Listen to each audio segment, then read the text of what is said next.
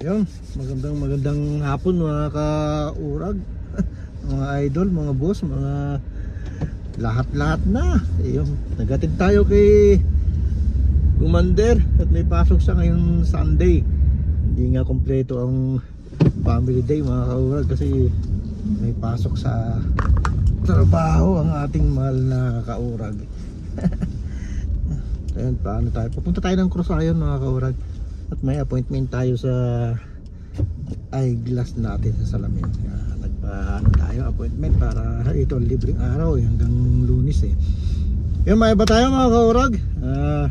Kung natatandaan nyo yung na-post ko sa FB, yung mga nakakita doon na humingi ng tulong dito sa Calgary, si Miss Lacambini, yung pumunta rito ng Canada, ng Calgary para mag-tourist, pero sinawampalad mga kaurag, nagkasakit dito at na operahan dito sa Lamunan mga kaurag. Hindi natin alam kung anong naging sanhi nun. At nailapit na nga sa atin ni Boss Ryan Ramento yan, makahingi ng tulong dun sa ating grupo. Marami naman nag-respond dun mga kaurag. At ngayon po ay nilapit na ulit ni Boss Brian kay Ron dun sa Omni announcer. Ayun po naipost na po siya sa FB at i-repost ko po sa aking account para makalikom pa ulit ng mga tulong, yung mga nais tumulong, yung mga nais magpatid ng tulong kahit any account lang, any amount pala, sabi nung kamag-anak dito ay malaking tulong na sa kanila para kasi hindi na sapat yung kanyang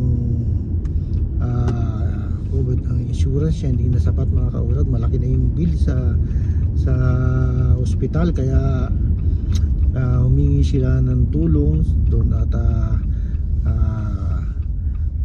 para may mga busilak ang puso at bukas ang puso sa pagtulong mga kaurag. Kaya panoorin po natin yung interview kay Lacambini, interview ni Ron Magalad kay sa kamag-anak ni Lacambini dito sa yan po, panoorin po natin, tapusin po natin ang video, tapos i-send ko rin po yung link, isasama ko yung link dito na kung paano kayo makakapag-donate sa kanya o makakatulong sa pamilya niya mga kaurag. Yan po, panoorin po natin po ngayon ang lagay ng isang Pilipinang turista sa Alberta matapos makaranas ng brain aneurysm ilang linggo na lamang bago po siya bumalik ng Pilipinas.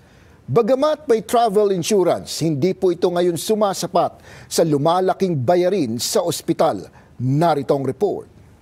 Umaga nitong January 30 nang makaranas si Lacambini Gomez ng pananakit sa kanyang batok.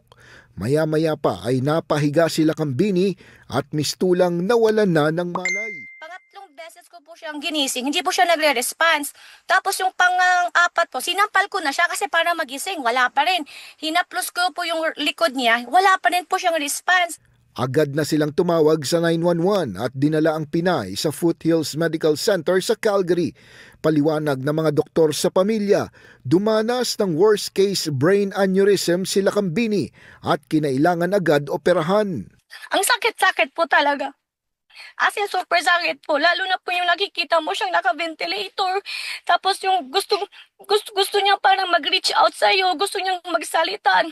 Tapos makikita mo tumutulo yung luha niya po. Kasi alam ko nasasaktan po siya. Lalo na po yung pag inuubo siya na naka-ventilator po siya. Bigla po tutulo yung luha niya kasi nasasaktan siya kasi parang dito po sa lalamunan. Setyembre nang dumating si Lacambini sa Alberta gamit ang isang tourist visa para makasama ang pamilya Gomez. Pauwi na sana si Lacambini ngayong Marso pabalik sa Pilipinas kung saan naghihintay ang dalawa niyang anak. Bagamat naging matagumpay ang operasyon, nananatiling kritikal ang lagay ng Pinay sa ospital. Tapos yung every time na sasabihin ng doktor na okay, thumbs up, makikita mo po talaga sa kanya na ginagawa niya, yung kinakaya niya po talaga kahit nginig na po yung katawan niya. Tapos nagpe-pray over po ako parating sa kanya po. Sa ngayon pa lamang, mahigit $100,000 na ang mga bayarin sa ospital, halagang lagpas na sa medical expense coverage ng kanilang biniling travel insurance. Insurance po niya talaga, hindi half lang po doon ang makakover po eh. So lahat po noon, shoulder na po ng patient po na or yung family namin kasi hindi po kami ganun kayaman po na para mas ano po namin talaga yung bills po, kaya nagaano po talaga kami kung sino po yung mga kind-hearted na willing to donate po at tumulong po, lalo na po sa medical bills, sa hospital expenses, sa bills at saka sa rehabilitation po niya. Bukod sa ospital, malaking hamon din ang haharapin ng pamilya sa gastusin sa rehabilitasyon nila Cambini. Kaya sinubukan ng pamilya ang gumawa ng isang GoFundMe page. Nagbabaka sakali na may magmagandang loob sa sinapit nilang pagsubok. Any amount po talaga, it's really a blessings po for the family, lalo na kay Cambini po na makakatulong sa gastusin ng pagpapagamot niya. At any amount pa, malaking tulong na po talaga po. It's really such a blessings po. God will bless you 100-fold po. Hindi pa malinaw sa ngayon kung magtutuloy-tuloy na ang pagbuti ng kondisyon nila Cambini, ngunit sa dasal at tulong ng mga kababayan, kanilaan nilang makakayanan ang trahedyang hindi nila inaasahan. Ayun. Yan na. Yan po ay sisend ko rin po yung yung link ng kung paano makakatulong, paano kayo makakatulong, paano kayo makakabigay ng kunting tulong kay Cambini para yung dalahin nila yung may ipisan naman po at matagdagan yung kanilang budget kasi yun nga, hindi naman talaga lahat na nandito sa Canada nakakaluwag talagang mga kaurag, napakahirap din na kitain ng pera dito. Tapos kung magkakaroon ka pa ng ganyan, pagpunta mo rito at magkakasakit ka, gaya niya mga kaurag, turista lang yan dito si Cambini. Pauwi na sana pala ng March ito, tapos nagkaganon pa. Talaga hindi natin talaga hawak ang ating sarili talaga mga kaurag. Dito siguro lumabas yung kanyang sakit siguro pero hindi natin alam mga kaurag. Kaya yung gustong tumulong, yung gustong magpahatid tulong sa kanya nandiyan po yung yung link, isasama ko sa baba. Ayan, para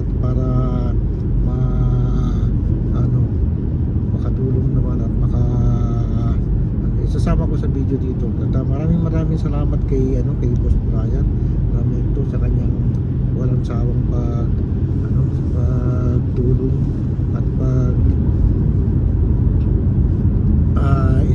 parang ini-spray niya yung video nito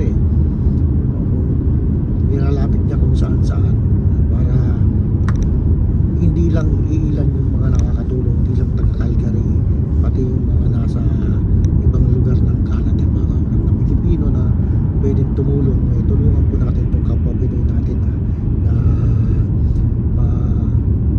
dagdagan ng kanilang bayad sa hospital kasi lumalaki na mga kaurag na ang laki na yan baka 100,000, malaki na yung mga kaurag at matadagdagan pa yan pag talagang tuloy-tuloy na nandun pa siya sa hospital. At panalangin din po natin na tuluyan ng kanyang paggaling para pag-uwi niya pagbalik niya sa Pilipinas lubos na siyang magaling at makasama niya yung kanyang mga anak ng mga kaurag. Kaya mahirap talaga pag makipagsapalaran ka dito sa Canada na gaya yan mga kaurag. Siya bumisita lang, di ba? Bumisita lang siya dito sa kanyang mga kamag-anak, pero dito siya inabot ng ganyang sakit mga kaurag. Kaya yun, hanggang dito na lang ang ating vlog. At yun nga mga kaurag, tulungan natin ang ating kamag-anak, tulungan natin ang ating kababayan na humingi ng konting tulong sa atin at kumakatok sa ating mga puso. Ayun po, na video na siya sa Omni, pero rin natin para kung yung mga followers natin mga nag-subscribe sa atin ay na mga nakakaluwag yung makatulong sa kanya. Okay mga kaurag, maraming salamat at salamat sa mga tutulong. Okay.